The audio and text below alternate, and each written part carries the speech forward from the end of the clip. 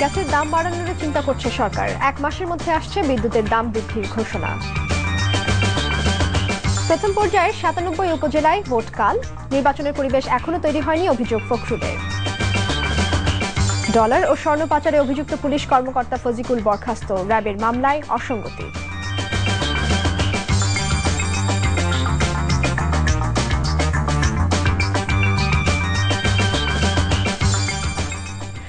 আসসালামু আলাইকুম, ইয়াসনা চৌধুরী হৈমি স্বাগত জানাচ্ছি এনটিভির দুপুরের খবরে। AKSTMT বার শিরোনাম দেখছিলেন, এবার পুরো খবর। চতুর্থ উপজেলা পরিষদ নির্বাচনের প্রথম পর্যায়ের ভোট গ্রহণ হবে কাল। 97টি উপজেলায় আজকের মধ্যে পৌঁছে যাবে সব নির্বাচনী উপকরণ। স্ট্রাইকিং ফোর্স হিসেবে মাঠে রয়েছে সেনাবাহিনী। আরাফাত সিদ্দিকের রিপোর্ট। এবারের উপজেলা নির্বাচন হবে 6 ধাপে। দেশের 487টি উপজেলার মধ্যে প্রথম পর্বে 102টি উপজেলার নির্বাচনের তফসিল ঘোষণা করা হলেও সীমানা জটিলতার কারণে শেষ পর্যন্ত নির্বাচন হচ্ছে 98টির। একটি উপজেলা বাদে বুধবার ভোট হবে 97টির। গত মাসে হয়ে যাওয়া জাতীয় নির্বাচনে বিএনপি ও তার জোট নির্বাচন বর্জন করলেও এই উপজেলা নির্বাচনে এসব দল সমর্থিত প্রার্থীরা রয়েছেন ভালোভাবেই। এই নির্বাচন নির্দলীয় হলেও বেশিরভাগ উপজেলায় একই দলের সমর্থক একাধিক প্রার্থী থাকায় প্রধান দুটি দলই রয়েছে অস্বস্তিতে। প্রথম পর্বের এই 97টি উপজেলায় চেয়ারম্যান, ভাইস চেয়ারম্যান ও মহিলা ভাইস চেয়ারম্যান পদে প্রতিদ্বন্দ্বিতা করছেন 1274 জন, যার মধ্যে চেয়ারম্যান প্রার্থীর সংখ্যা 432 জন, অর্থাৎ প্রতি উপজেলায় গড়ে 5 জন করে প্রতিদ্বন্দ্বিতা করছেন। এসব উপজেলার মোট ভোটার 1,64,78,172 জন। এতে অবশ্য পুরুষের চেয়ে নারী ভোটারের সংখ্যা লাখখানেক বেশি। বুধবার ভোটাররা প্রায় 7,000 ভোট কেন্দ্রের 43,000-এরও বেশি ভোট কক্ষে ভোট দিতে যাবেন। এই নির্বাচনে প্রিজাইডিং, সহকারী প্রিজাইডিং ও পোলিং অফিসারের মোট সংখ্যা প্রায় 1,37,000। তাছাড়া 388 জন নির্বাহী ও 97 জন বিচারিক ম্যাজিস্ট্রেট দায়িত্ব পালন করবেন। শান্তিপূর্ণ নির্বাচনের জন্য ভোট গ্রহণের আগে পরে 5 দিন সেনাবাহিনী মাঠে থাকবে।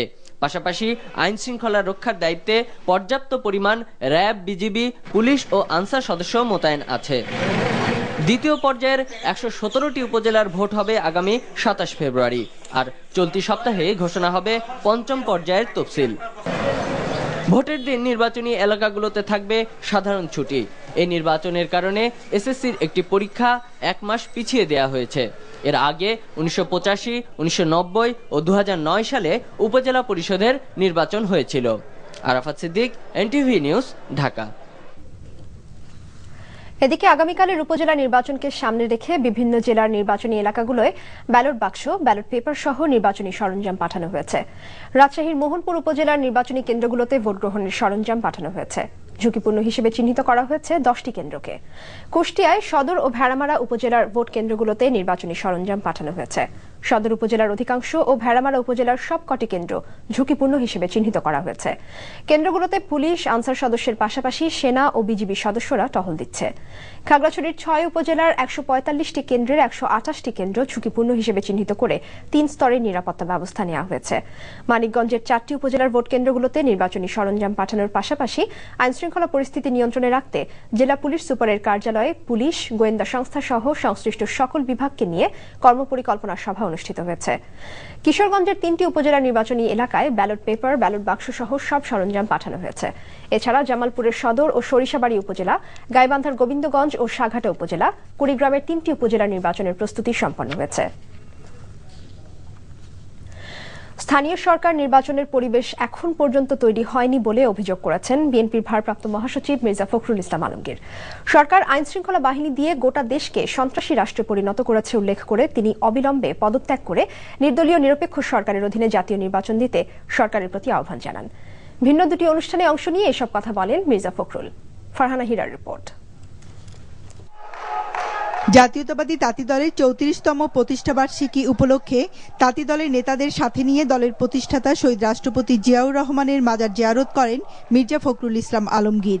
পরে তিনি সাংবাদিকদের বলেন, বিরোধী দল সমর্থিত যেসব প্রার্থী উপজেলা নির্বাচনে অংশ নিচ্ছেন তারা নির্বাচনী প্রচারণায় অংশ নিতে পারছেন না। প্রার্থীদের গ্রেপ্তার করা হচ্ছে এবং বন্দুকযুদ্ধের নাম করে হত্যা করা হচ্ছে। তিনি বলেন, জাতীয় নির্বাচনের মতো উপজেলা নির্বাচনেও নির্বাচন কমিশন শক্ত ভূমিকা পালনে ব্যর্থ হচ্ছে। এছাড়া তিনি বলেন, গণতন্ত্র হত্যার জন্যই দ্রুত বিচার আইনের কার্যকারিতা আরও 5 বছর বাড়িয়েছে সরকার। যারা নির্বাচনে অংশ নিচ্ছেন তারা তাদের নির্বাচনী প্রচারণায় অংশ নিতে পারছেন না, তাদের নেতা কর্মীদেরকে গ্রেফতার করা হচ্ছে। এমনকি এর মধ্যে পুলিশের যে সরকারের যে যৌথ অভিযান সেটাও সমানে চলছে, যার ফলে বিরোধী দলীয় নেতা কর্মীরা কেউ এই নির্বাচনে সুষ্ঠুভাবে অংশ নিতে পারছে না এবং এই নির্বাচনের কোনো সুষ্ঠু পরিবেশ এখন পর্যন্ত আমরা লক্ষ্য করিনি। এছাড়া গত 3 মাসে গুম ও গ্রেপ্তার হওয়া নেতাকর্মীদের সন্ধান ও মুক্তির দাবিতে জাতীয় প্রেস ক্লাবে ছাত্রদল আয়োজিত আলোচনায় মির্জা ফখরুল বলেন, সরকার দেশকে জঙ্গিবাদ ও মৌলবাদী রাষ্ট্র প্রমাণের ষড়যন্ত্রে নেমেছে, যা দেশকে বিপদের দিকে নিয়ে যাবে। এই আইন শৃঙ্খলা রক্ষা বাহিনীকে ব্যবহার করে আজকে বাংলাদেশকে একটা ত্রাসের একটা রাষ্ট্রে পরিণত করেছে। এই রাষ্ট্র এখন একটা সন্ত্রাসের রাষ্ট্রে পরিণত হয়েছে। এই সরকারকে বাধ্য করি অবিলম্বে পদত্যাগ করে একটি অবাধ, সুষ্ঠু, নিরপেক্ষ নির্বাচনের জন্য নির্দলীয় সরকারের হাতে ক্ষমতা হস্তান্তর করে সেই নির্বাচনের ব্যবস্থা করার জন্য। দেশবাসী বর্তমান সরকারকে কখনোই মেনে নেয়নি দাবি করে মির্জা ফখরুল বলেন, আন্দোলন সংগ্রামের মধ্য দিয়ে জনগণ এ সরকারের পতন ঘটিয়ে দাবি আদায় করবে। ফারহানা হীরা, এনটিভি নিউজ, ঢাকা। আগামীকাল থেকে শুরু হওয়া উপজেলা নির্বাচনে সংসদ সদস্য এবং রাজনৈতিক দলগুলো প্রকাশ্যে নির্বাচনের আচরণবিধি লঙ্ঘন করেছে বলে অভিযোগ করেছে সুশাসনের জন্য নাগরিক সুজন। সংগঠনটি সকালে পুরানা পল্টনের মুক্তি ভবনে উপজেলা পরিষদ নির্বাচন নিয়ে আয়োজিত গোলটেবিল আলোচনায় এই অভিযোগ করে। তবে এই নির্বাচন অবাধ ও নিরপেক্ষভাবে অনুষ্ঠিত করার তাগিদ দিয়ে সংগঠনটি বলছে, এতে পক্ষপাতিত্ব করা হলে দেশ অস্থিতিশীল হতে পারে। বিস্তারিত জানাচ্ছেন ওজার ইবনে ওমর। বিগত 2009 সালের উপজেলা পরিষদ নির্বাচনের সাথে এবারের নির্বাচনের পার্থক্যটা হচ্ছে, সেইবার দেশব্যাপী একটি অংশগ্রহণমূলক এবং উৎসাহ উদ্দীপনার মধ্য দিয়ে জাতীয় নির্বাচনের পরপরই অনুষ্ঠিত হয়েছিল উপজেলা পরিষদ নির্বাচন। আর এবারের উপজেলা পরিষদ নির্বাচন অনুষ্ঠিত হতে যাচ্ছে জাতীয় নির্বাচনে অংশ না নেয়া বড় একটি রাজনৈতিক দলের পরোক্ষ অংশগ্রহণের মধ্য দিয়ে। তাই ভিন্নভাবে তাৎপর্যপূর্ণ হয়ে উঠেছে চতুর্থ এই উপজেলা পরিষদ নির্বাচন। যেই অংশগ্রহণবিহীন একটা নির্বাচন জাতীয় সংসদে হয়ে গেছে, এর পরপর এই নির্বাচনটা অংশগ্রহণধর্মী ইনক্লুসিভ হওয়ার একটা অনেক অবকাশ ছিল, সেই অবকাশটা যেন নষ্ট করা না হয়। নির্বাচনটা ভালো হওয়া দরকার আমাদের জাতির স্বার্থে, আমাদের গণতান্ত্রিক ব্যবস্থাকে অব্যাহত রাখার জন্য। কারণ এই উপজেলা নির্বাচনের মাধ্যমে কিন্তু গণতান্ত্রিক প্রক্রিয়াটা পরিপূর্ণতা পায়। বিশেষ কোনো প্রার্থীকে সুবিধা দেওয়ার জন্য আরেক প্রার্থীকে যদি হয়রানি করা হয়, তাহলে কিন্তু এই নির্বাচনটা প্রশ্নবিদ্ধ হয়ে যাবে এবং এটা রাজনীতির একটা টার্নিং পয়েন্ট হয়ে যেতে পারে।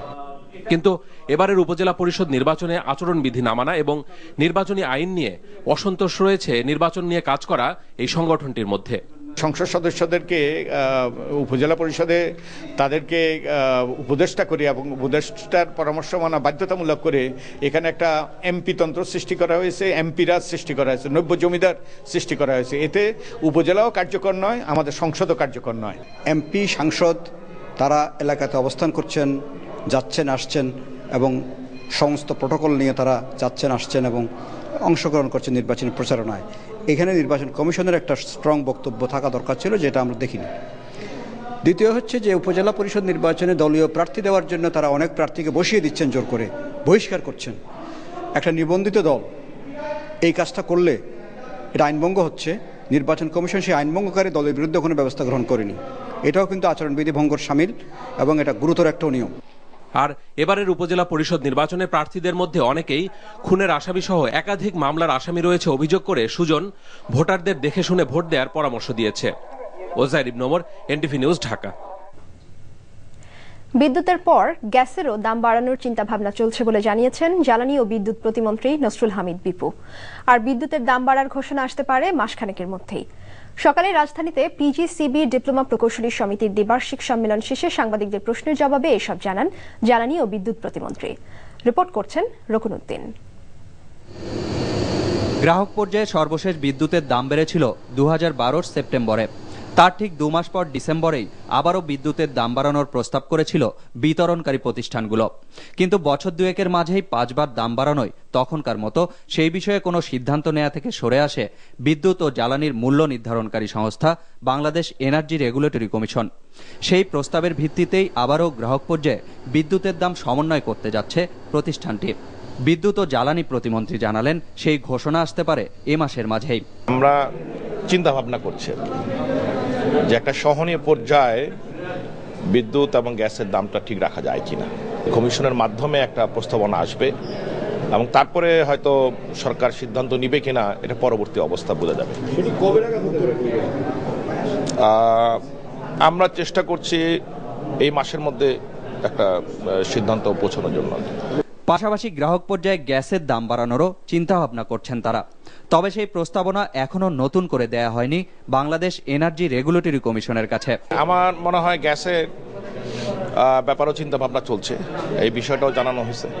এখন সেই অপেক্ষায় আছি আমরা। না, অবৈধ তো অবৈধ তো আর আমরা অ্যালাউ করতে পারি না। আপনারা জানেন যে আমাদের তিতাস বিশেষ করে একটা সময় বেঁধে দিয়েছিল এবং সেই সময়ের পরবর্তীকালে তারা অভিযান শুরু করে দিয়েছেন। আপনারা জানেন গতকালকে থেকে শুরু হয়েছে বিভিন্ন জায়গায়। সুতরাং সেটা তো বিচ্ছিন্ন করবই এবং আমি মনে করি তিতাসের আরেকটু শক্তিশালী ভূমিকা যদি বিগত দিনে থাকতো তাহলে হয়তো এই কানেকশনগুলো হতো না। তার আগে পিজিসিবির ডিপ্লোমা প্রকৌশলী সমিতির দ্বিবার্ষিক সম্মেলনে বাংলাদেশকে উন্নত বিশ্বের কাতারে এগিয়ে নিতে প্রকৌশলীদের মাঠ পর্যায়ে আরো জোরে সোরে কাজ করার তাগিদ দেন বিদ্যুৎ ও জ্বালানি প্রতিমন্ত্রী। রকুনউদ্দিন, এনটিভি নিউজ, ঢাকা। ডলার ও স্বর্ণ পাচারকারী চক্রের সদস্য হিসেবে সাভারে র্যাবের হাতে আটক পুলিশ কর্মকর্তা ফজিকুল ইসলামকে বরখাস্ত করা হয়েছে। ঘটনা তদন্তে ঢাকা জেলা পুলিশ সুপারের নির্দেশে গঠন করা হয়েছে 3 সদস্যের একটি তদন্ত কমিটি। এদিকে র্যাবের দায়ের করা মামলার ব্যাপক অসঙ্গতি রয়েছে বলে জানিয়েছেন তদন্তকারী কর্মকর্তা পুলিশ পরিদর্শক দীপক কুমার সাহা। এখনো হদিস মেলেনি কথিত ডলার পাচারকারীর হাতে থাকা 17 লাখ টাকা মূল্যমানের ইউএস ডলার। জিজ্ঞাসাবাদে ডলার পাচারকারীর সন্দেহে আটক শামসুল হক জানান, তিনি 2000 টাকার বিনিময়ে ডলারগুলো ঢাকায় এক ব্যক্তির কাছে পৌঁছে দেবার পথে র্যাবের হাতে আটক হন। পরে র্যাবের ক্যাপ্টেন নাহিদ আল আমিন 14,650 ডলার ও পুলিশ সোর্সের মোটরসাইকেল নিয়ে ঢাকায় যাবার পথে দুর্ঘটনার কবলে পড়েন।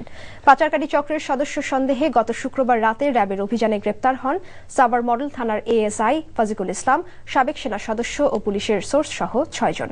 উদ্ধার করা হয় একটি পিস্তল, 3টি চাপাতি, একটি মোটরসাইকেল ও 2টি হাতকড়া। আল কায়েদা প্রধান আয়মান আল জাওয়াহিরির অডিও বার্তা ইন্টারনেটে প্রচারের অভিযোগে একজনকে আটক করেছে র্যাব। ভোরে টাঙ্গাইলের মাঝিঘাট থেকে তাকে আটক করা হয়। এ সময় তার কাছ থেকে 3টি মোবাইল, 2টি ল্যাপটপ ও বিপুল সংখ্যক সাংগঠনিক বই জব্দ করা হয়েছে বলে জানিয়েছে র্যাব। সে বাঁশের কেল্লা ফেসবুক পেজের অ্যাডমিন বলে জানা গেছে। আসামিকে নিয়ে এ বিষয়ে র্যাবের সদর দপ্তরে বিকেলে সংবাদ সম্মেলন হবার কথা রয়েছে। গত শনিবার আল কায়েদা নেতা আয়মান আল জাওয়াহিরি বাংলাদেশে জিহাদের ডাক দিয়েছেন বলে তার নাম ও ছবি সহ ইন্টারনেটে এক অডিও বার্তা প্রচার করা হয়। বার্তায় জাওয়াহিরি পরিচয় দেয়া এক ব্যক্তিকে আরবিতে বলতে শোনা যায়, পাশাপাশি ইংরেজি সাবটাইটেলে দেখা যায় তার তর্জমা। আল কায়েদা নেটওয়ার্কের অডিও বার্তার মাধ্যমে জঙ্গিবাদের সাথে বিএনপির সম্পৃক্ততার গোমর ফাঁস হয়েছে বলে মন্তব্য করেছেন আওয়ামী লীগ যুগ্ম সাধারণ সম্পাদক মাহবুবুল আলম হানিফ।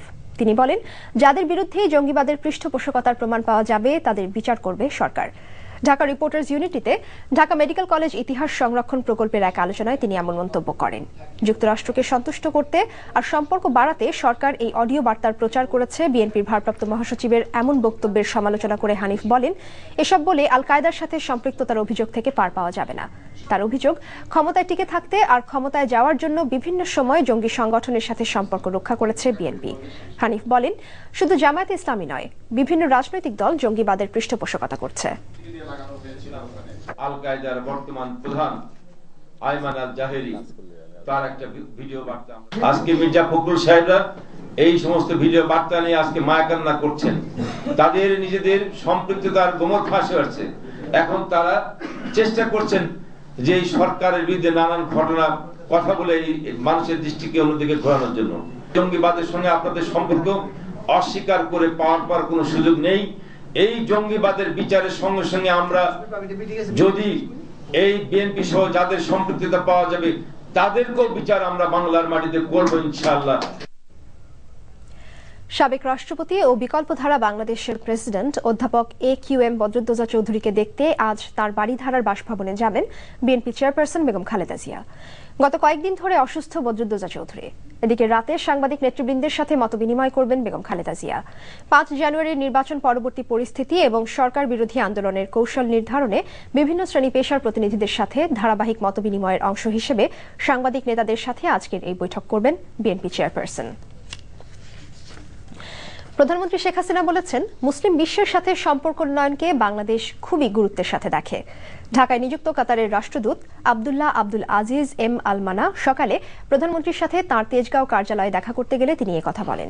প্রধানমন্ত্রী বাংলাদেশ থেকে আরও বেশি শ্রমিক আমদানির জন্য কাতারের প্রতি আহ্বান জানান। দুদেশের মধ্যে শিক্ষা ও স্বাস্থ্য বিষয়ে অভিজ্ঞতা বিনিময়ের বিষয়ে একমত হন তারা। তৃতীয়বারের মতো প্রধানমন্ত্রী নির্বাচিত হওয়ায় কাতারের জনগণ ও সরকারের পক্ষ থেকে শেখ হাসিনাকে অভিনন্দন জানান রাষ্ট্রদূত। দুই দেশের মধ্যে সম্পাদিত চুক্তিগুলো দ্রুত বাস্তবায়নের বিষয়েও কথা বলেন তারা। প্রধানমন্ত্রীর কার্যালয়ের ঊর্ধ্বতন কর্মকর্তারা ছাড়াও প্রধানমন্ত্রীর বিশেষ সহকারী মাহবুবুল হক শাকিল এ সময় উপস্থিত ছিলেন। আপনারা দেখছেন এনটিভির দুপুরের খবর। এবার পূর্বাঞ্চল রিজন টাউন বিরতি, ফিরে এসে থাকছে